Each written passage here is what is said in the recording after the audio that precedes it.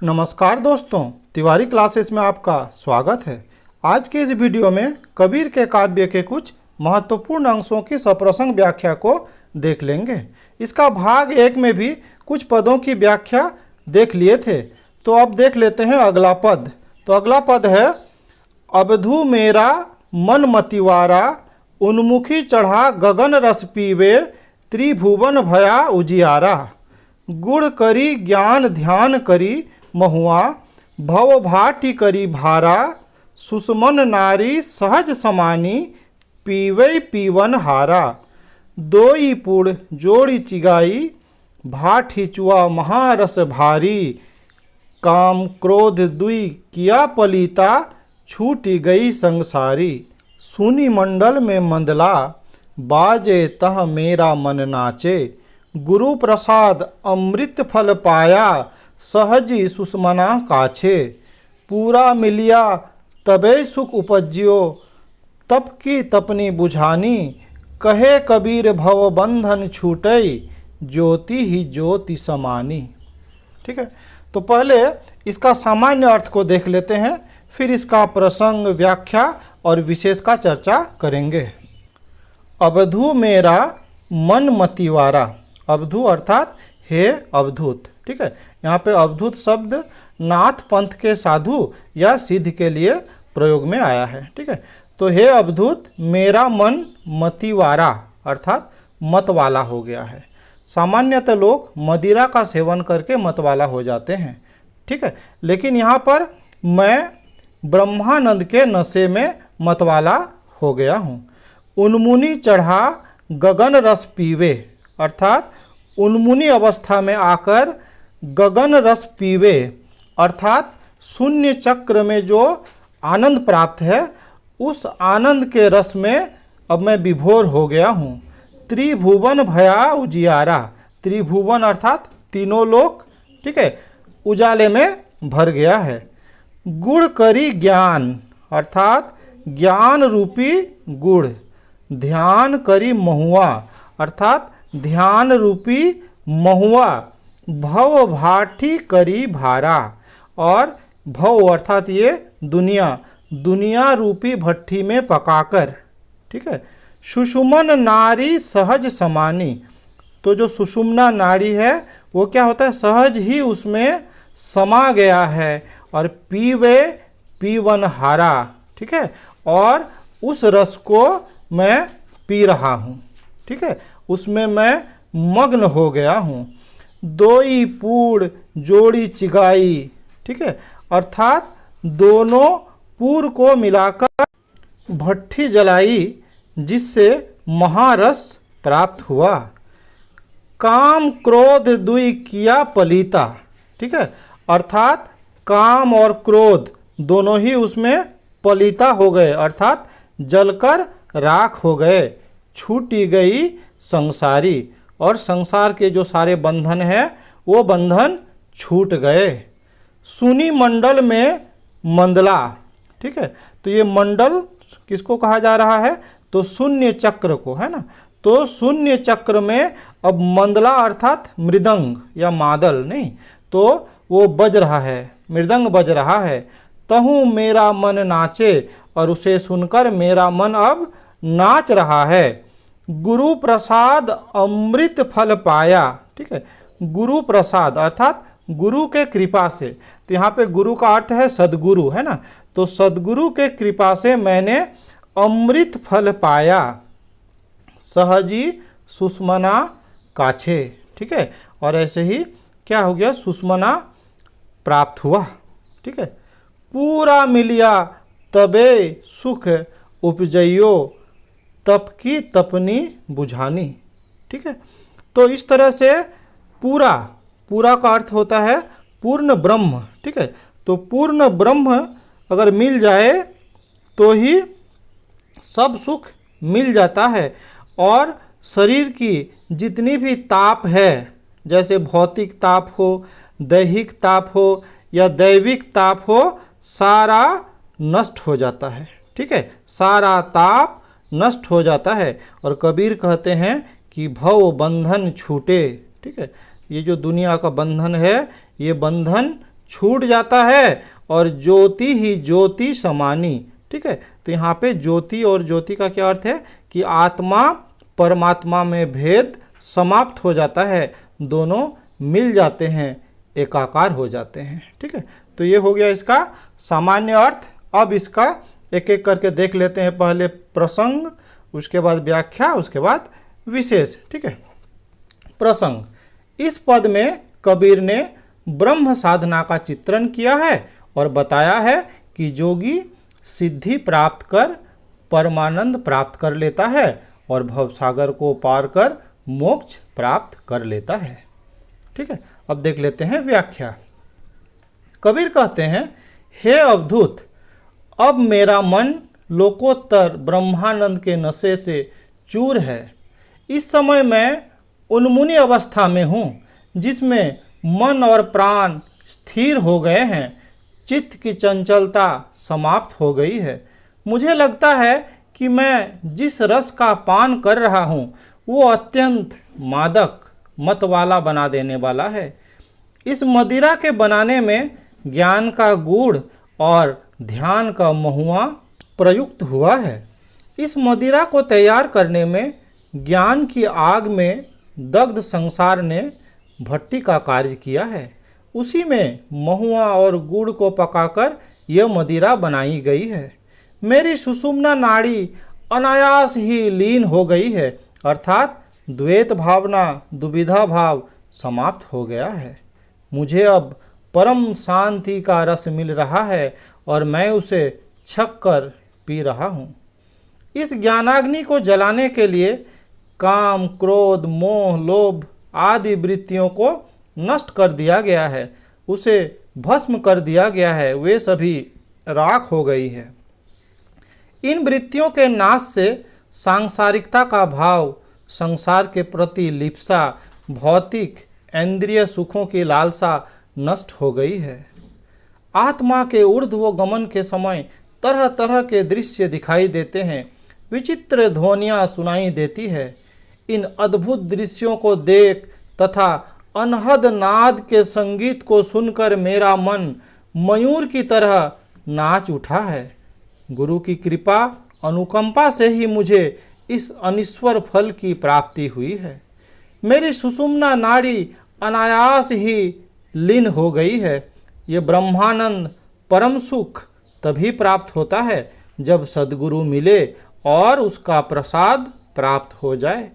इस स्थिति में सभी प्रकार के ताप अर्थात भौतिक, दैहिक, दैविक सभी ताप नष्ट हो जाते हैं, संसार के बंधन टूट जाते हैं।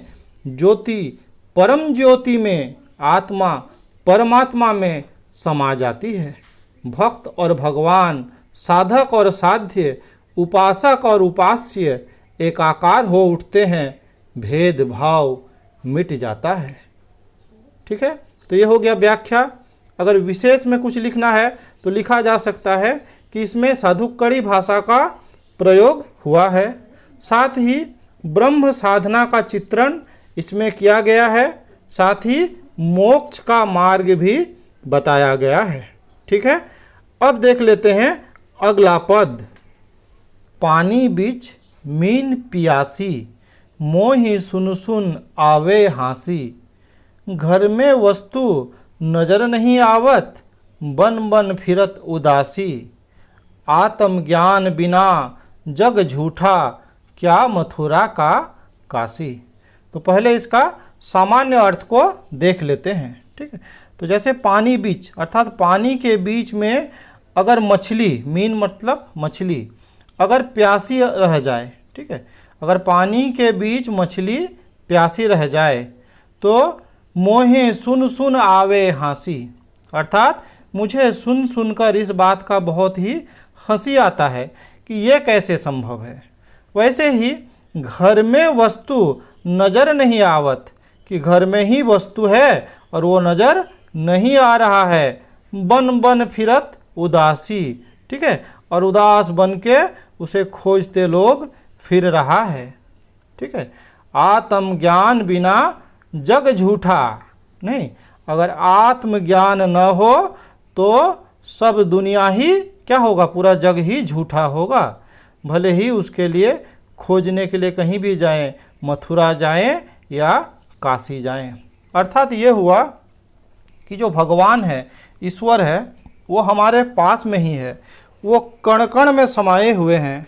ठीक है, उसे खोजने के लिए हमें कहीं जाने का ज़रूरत नहीं है, वह तो हमारे पास ही है। ठीक है, अब इसका देख लेते हैं, पहले प्रसंग फिर व्याख्या और लास्ट में विशेष।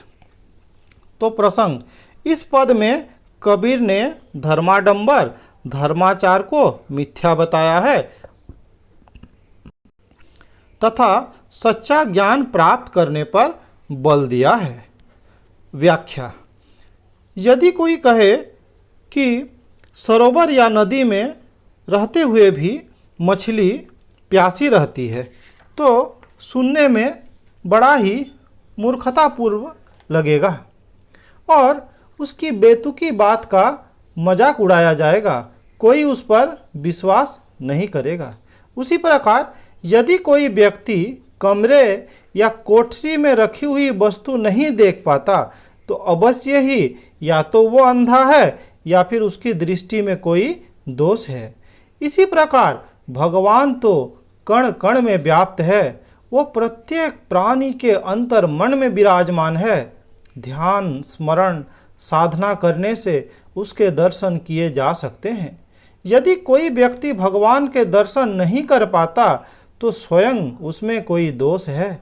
ऐसे अज्ञानी व्यक्ति ही भगवान का ध्यान करने की बजाय उसे पाने के लिए वनों पर्वतों शिखरों पर जाकर तपस्या साधना करते हैं, अपने शरीर को सुखाते या गलाते हैं। भगवान को पाना है तो एकाग्रचित होकर उनका ध्यान करना चाहिए। वन मन में भटकना व्यर्थ है, साधु सन्यासी का भेष धारण करना भी बेकार है।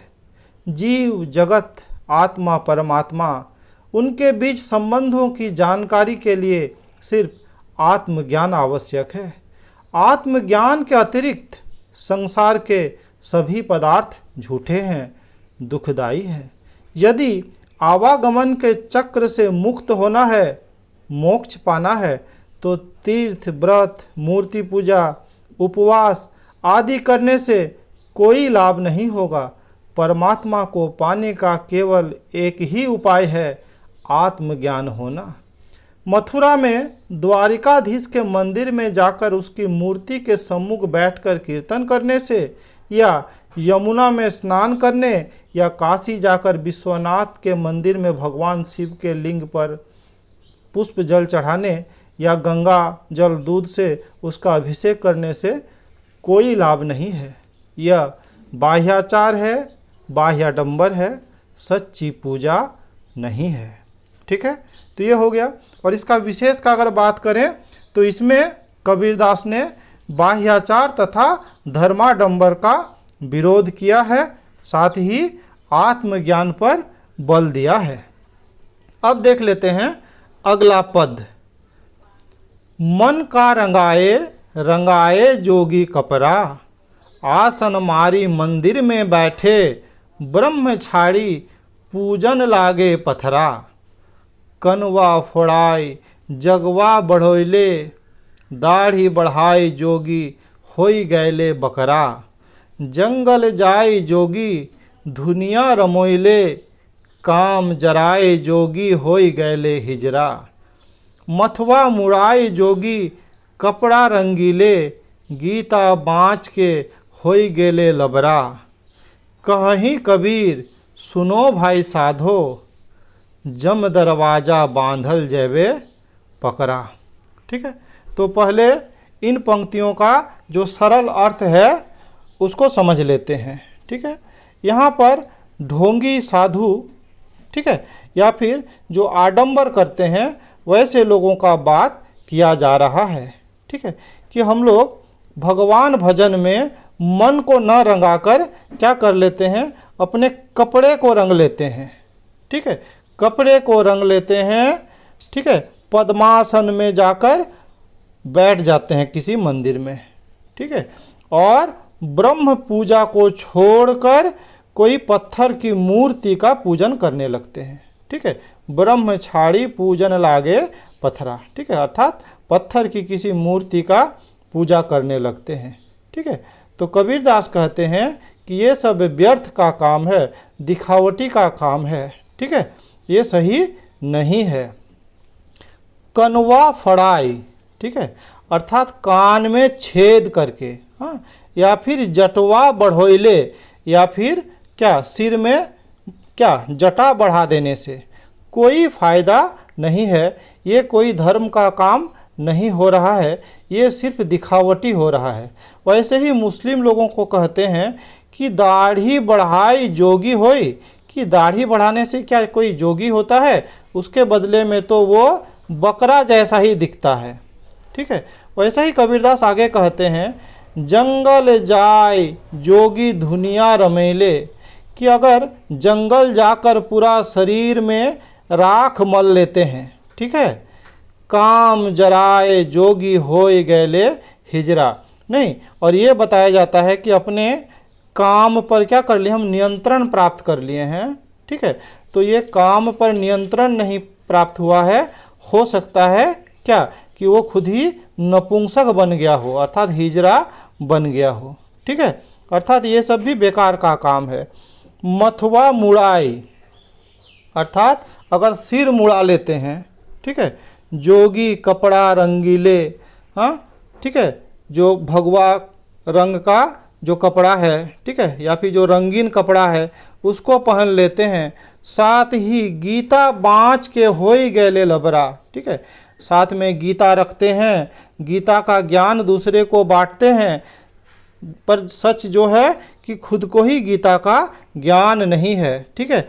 तो ऐसे ही लबरा बन जाना माने बड़बोलापन दिखाना, माने बिना जाने ही ज़्यादा कहना, ठीक है, ये बात है। कहीं कबीर सुनो भाई साधो, नहीं, अब कबीर कहते हैं कि ये सब तुम जो भी कर लो, ठीक है, लोगों को जैसे भी भोली भाली लोगों को तुम जैसे भी ठग लो, लेकिन जब तुम्हारी मृत्यु होगी और जब कहाँ जाओगे, जम दरवाजा अर्थात यमराज के पास जाओगे, चित्रगुप्त के पास जब सारा लेखा जोखा निकलेगा तब पकड़े जाओगे, ठीक है, और कहाँ भेज दिए जाओगे, नरक में भेज दिए जाओगे, ठीक है। तो ये कबीरदास कहते हैं। अब इसका प्रसंग को देख लेते हैं, फिर व्याख्या को देख लेते हैं और लास्ट में इसका विशेष को देख लेंगे। प्रसंग, इस पद में कबीर ने मिथ्याचार, धार्मिक पाखंड और ढोंग की भर्त्सना की है। उनके युग में हिंदू मुसलमान दोनों में ढोंग, मिथ्याचार तथा धर्माडंबर का बोलबाला था तथा सामान्य भोली भाली जनता उनके जाल में फंस रही थी। इसी से दुखी होकर उन्होंने जनता में चेतना जगाने का प्रयास किया, ठीक है।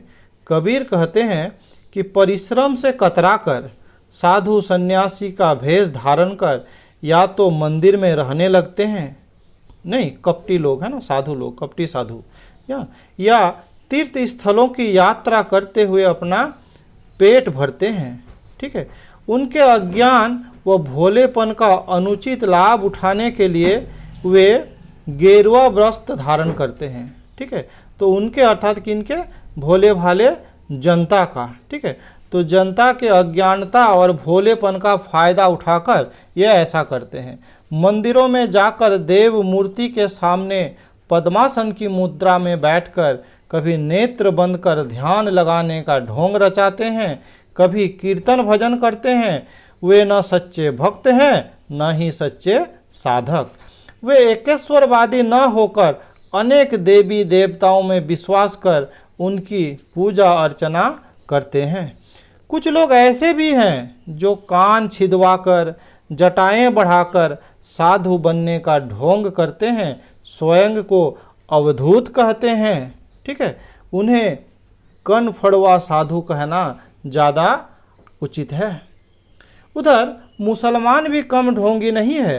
वे भी दाढ़ी बढ़ाकर, फकीरा बाना पहनकर, चिमटा हाथ में लिए गांजा चरस फूंकते हुए स्वयं को इस्लाम धर्म का सच्चा अनुयायी और पहुंचा हुआ फकीर कहते हैं। वस्तुतः इनकी बढ़ी हुई दाढ़ी को देखकर लगता है कि ये इंसान नहीं बल्कि बकरे हैं।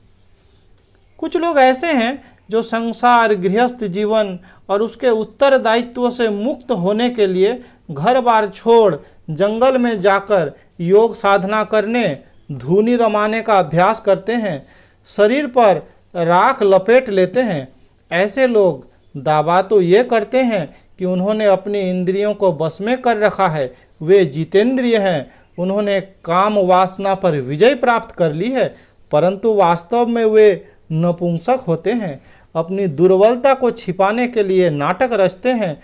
ऐसे लोग मिथ्याचार में लीन हैं, वे सिर मुड़वाते हैं, गेरुए वस्त्र धारण कर लेते हैं, धर्म शास्त्र ज्ञान का ढोंग करते हैं, भले ही उनका एक अक्षर भी न समझते हो, प्रवचन उपदेश देकर जनता को ठगते हैं। ये बड़े बोल बोलते हैं, पर उनकी वाणी में न तो सत्य होता है और न सात्विक भाव। कबीर कहते हैं, ऐसे ढोंगी मिथ्याचारी साधु का भेष धारण करने वाले धूर्तों से सावधान रहना चाहिए।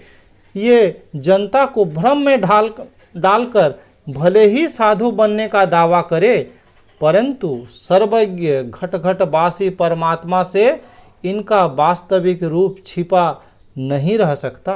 अतः जब इनका प्राणांत हो जाएगा तो इनके कारनामों को पढ़कर चित्रगुप्त इन्हें कठोर दंड देंगे।